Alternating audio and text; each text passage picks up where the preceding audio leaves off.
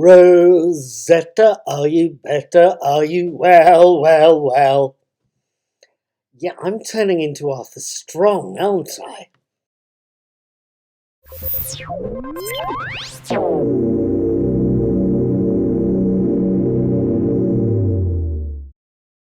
Right then, hello there, good evening, good morning, good afternoon. My name is Paul, I'm also called Knick-Knack. I'm the brains behind the Daily Teaser, which is a set of daily brain teaser quizzes. You might want to keep an eyeball out for them. I'll try and mention them in the little eye there in the corner. I also talk about movies I've seen, although I really should sit down with one, shouldn't I? I really have missed out on a movie. But I also try and talk about TV shows I've watched. I also try and avoid singing, and if you've made it this far into the video, you've probably worked out why.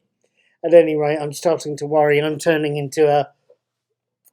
Well, never mind. Just go Google for Arthur Strong. I'm just worrying that's what I'm turning into here. At any rate, I watch movies, I write quizzes, I do TV shows, and just recently I've been watching the full series of Star Trek Discovery and been writing and doing video versions of my video reviews of the show. I hope that makes sense. At any rate, I'm recording this on Saturday the 4th of June. I watched episode 11 of the series last night. That episode is called, as you've possibly already guessed, is called Rosetta. And I wanted, quite frankly, to tell you about it.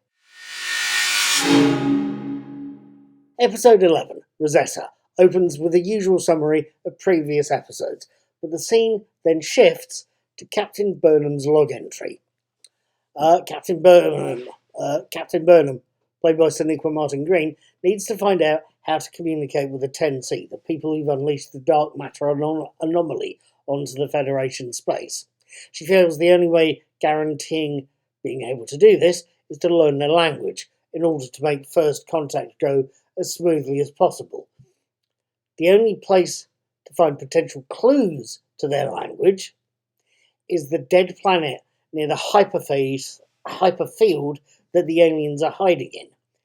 The only qualified people for the job are Captain Burnham herself as a qualified exo or xenoanthropologist, and Mr. Saru, whose sensitivity to things and greater sensory range can spot stuff far quicker than his human crew members, Detmer, because she's a damn good pilot, and Dr. Culber, because of course he's going to spot those very obscure medical clothes that the rest of the crew might miss.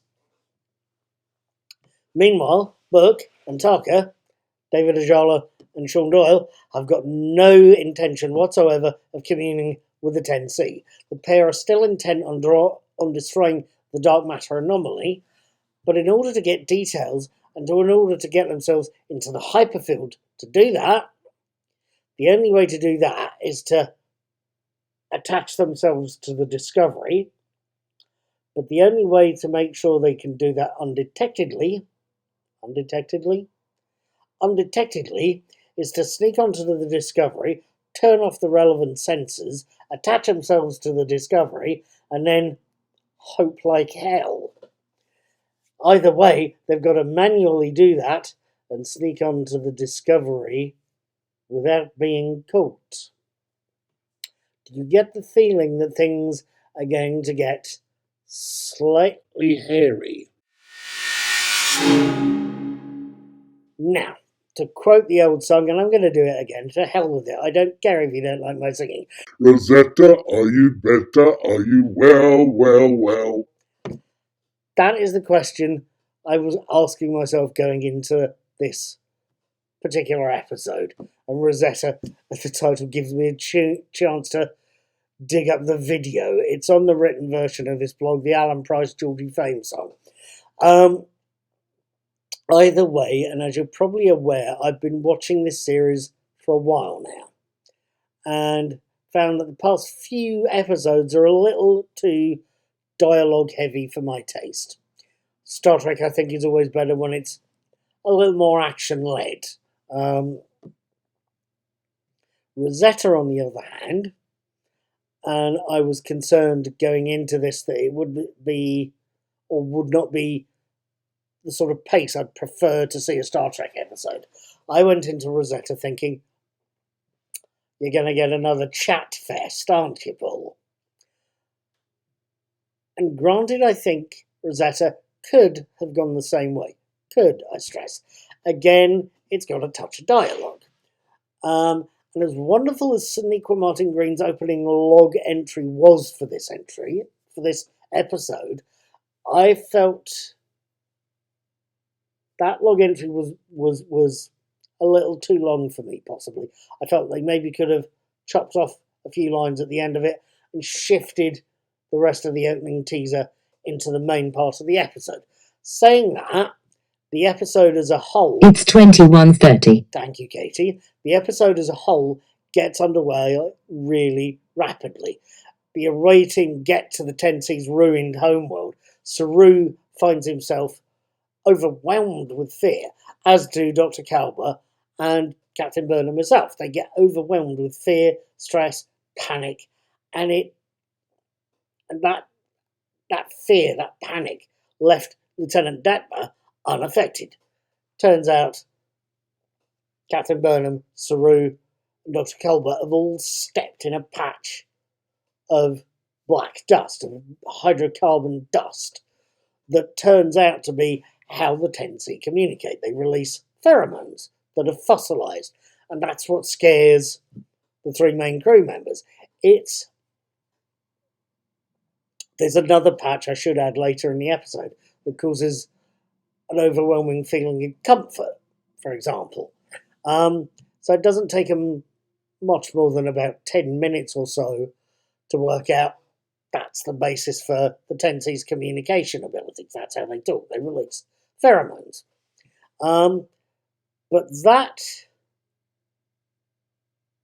the fact that the team spend time panicking and can't figure out why they're panicking on a dead planet that doesn't seem threatening, that had me on the edge of my seat, as did a confrontation between Burke, David Ajala, and General Ndoye, who's, and I'm going to get your name wrong if you're out there, Mr. Toley, please forgive me, by Fumzele Satoli.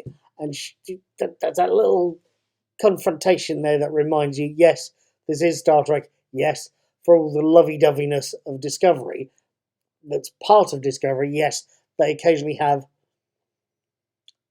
very aggressive confrontation every so often.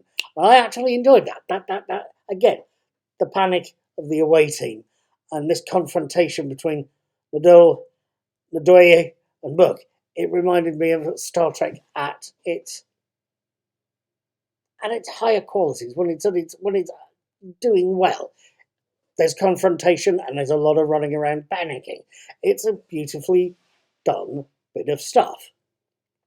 Now, saying all of this, Star Trek Discovery's fourth season has had its bad episodes. The last few have been, even if they've not been necessarily bad, have been a little bit too pale-faced for my taste, to be frank with you.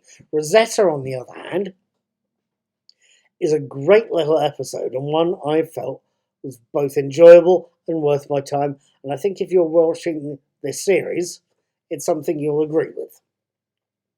At any rate, and with all that said, I am going to close up this video, and I am going to close up the review, and wish you a very good evening and a very good night.